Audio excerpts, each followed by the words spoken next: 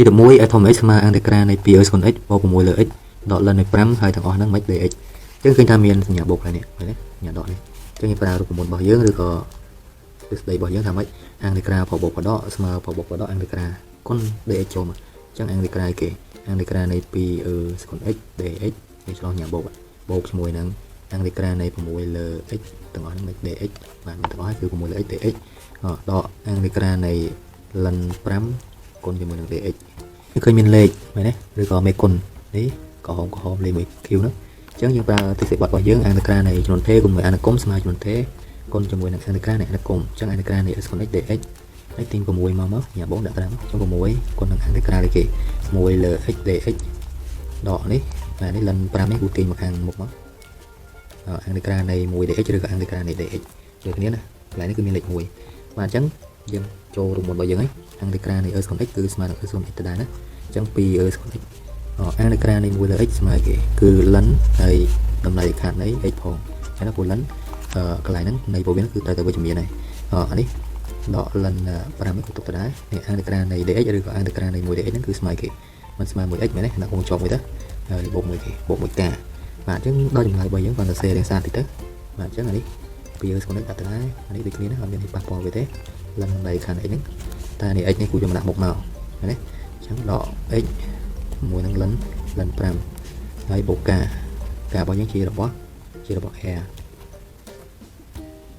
ទី12 nx ស្មើ integra នៃ 3 ការ៉េដក 2x បូក1លើរឹសការ៉េនៃ x យើងឃើញថាភាពបែបរបស់យើងគឺមានតែបន្ទួលមែនទេយើងអាចញែកបានហើយរឹសការ៉េនៃ x នេះយើងទៅសេជាស្វ័យគុណតិចទៅហើយចាំយើងញែកវាទៅដើម្បីអីគេធ្វើមិនឲ្យវាចេញស្វ័យគុណតែមួយទេព្រោះរូបមន្តរបស់យើង integra x គុណ n ណា integra នៃ x គុណ n ស្មើគេ1លើ n បូក1 x គុណ n បូក1អញ្ចឹងនេះយើងចំណាយឲ្យវាចេញតែមួយតួហើយយើងញែកទៅយើងអាចបដុំវាឬក៏ធ្វើឲ្យញ៉ាត់វាឬក៏កូលវាតែមួយទៅហើយយើងអាចចូលរូបមន្តនេះអញ្ចឹងលោកគ្រូតែមិនបាទនេះតែសេវាជាស្វ័យគុណតិចមកintegra នេះទុកទៅដែរនេះរឹសការ៉េនៃ x នេះវាយសេតែ x គុណ1លើ2មកអានេះយើងទុកដែរសិនបន្តមកយើងអាចញែកប្រភេទវាតិចទៅចេញញែកហ្នឹងបាទយើងអាចញែកទៅជាគេ integra នៃ 3x ការ៉េលើគេលើ x គុណ1លើ2ដក 2x គុណលើ x គុណ1លើ2បូក1លើគេលើ x គុណ1លើ2ហើយទាំងអស់ហ្នឹងមិនថាបងជាប់ហ្នឹងអានេះប្រភេទមិនដាក់ក៏បានឬក៏ចង់ដាក់ក៏ដាក់ទៅបាទនេះយើងដាក់ប្រភេទដាក់ញែកជាមួយហើយយើងដាក់កត្តារួមគឺ dx របស់យើងហើយយើងធ្វើមកទៀតបាទគឺយើងអាចទៅសេកូវាតែមួយទៅព្រោះអីកូ x ដូចគ្នាហើយស្វ័យគុណវាកាលណារុញឡើងទៅលើអញ្ចឹងវាដកហើយណាអញ្ចឹង integra នេះគូទុកទៅដែរអញ្ចឹងនេះទៅជាគេ x របស់យើងរុញឡើងទៅលើនេះស្វ័យគុណ1លើ2នេះអញ្ចឹង3ដកសំទាស់នេះលេខ2ណាលេខ2ដក1លើ2មែនទេហើយណាទៀតនេះលេខ2ទុកទៅដែរ x យើងសេកូតែមួយមកហើយស្វ័យគុណ1មែនទេហើយរុញលេខ1លើ2ហ្នឹងរុញឡើងលើទៅហេដកអញ្ចឹងអានេះយើងអត់មានគោល x ខាងលើទេវាភាពបាយមែនទេអញ្ចឹងណាយើងរុញសេកុន1លើ2ឡើងទៅលើគឺវាចេញដក1លើ2តែម្ដងណាហើយទាំងអស់ហ្នឹងមិនទាំងអស់ហ្នឹងគឺ dx ហើយតបមកធ្វើមកទៀតនេះដកវាមក1ដក1លើ2ហើយរុញលេខ3មកខាងមុខក្រោយមកឬក៏យើងធ្វើមួយសិនតោះឥឡូវកុំតបញ៉ាប់ឲ្យលងវិញ3គូទុកដែរសិននេះ2ដក1លើ2ឥឡូវទៅសេកន្លែងណាមួយមក2ដក1លើ2មើលវាបាយមក2គុណ2 4មែនទេ4ដក1លើ2អញ្ចឹងស្មើ3លើ2ចឹងកន្លែងហ្នឹងគឺសេថា x សេគុណ3លើ2ណាអានេះ1ដក1លើ2ចឹង1ដកកន្លះមិនសល់កន្លះចឹងកន្លែងសល់2 x សេគុណ1លើ1លើ2អានេះយើងមាន ac សងទេទុកចឹងទៅដើម x សេគុណដក1លើ2ហ្នឹងហ្នឹងមិន dx មកហើយ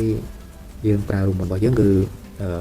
integra បបោកបដកស្មើបបោកបដក integra ហើយបើមានមេគុណយើងញែកមកខាងទីពីខាងមុខមកចឹងឧប្រើទ្រឹស្ដីបត់2ចូលគ្នាតែម្ដងទីលេខ3មកខាងមុខ integra នៃ x សេគុណ3លើ2ហើយ dx ទៅទាញដក2នៅខាងមុខ integra នៃ x គុណ1លើ2ហើយ dx មកហើយមានន័យទាញទេគឺប្រើតែបូក integra x គុណដក1លើ2ហ្នឹងទៅបានទេហើយ dx អញ្ចឹងរូបមន្តវាចូលរូបមន្តរបស់យើងនេះ integra នៃ x គុណ n ស្មើគេ1លើ n បូក1 x គុណ n បូក1អញ្ចឹងតោះ3នេះទុកទៅដែរនេះ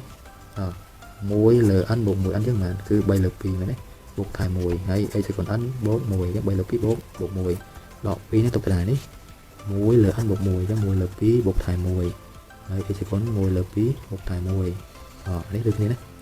1លើ n អញ្ចឹងមិនគឺដក1លើ2ដក1លើ2បូក1បូកវាតិចទៅនេះ3លើ2បូក1អញ្ចឹងវាបារឿងស៊ីសងឥឡូវតោះឥឡូវកន្លែងគាត់ដាក់3លើ2បូក1ដាក់ពេញកន្លែងហ្នឹងគូនេះកាន់នេះមកចឹង3បូក2លើ2អញ្ចឹងស្មើ5លើ2អានេះ1លើ2បូក1អញ្ចឹងស្មើដល់វាបែកមក2នេះ1បូក2 3អញ្ចឹងឡើង3លើ2នេះ នេះម្ដងនេះគឺ3លើ2អានេះដកកន្លះបូក1ណា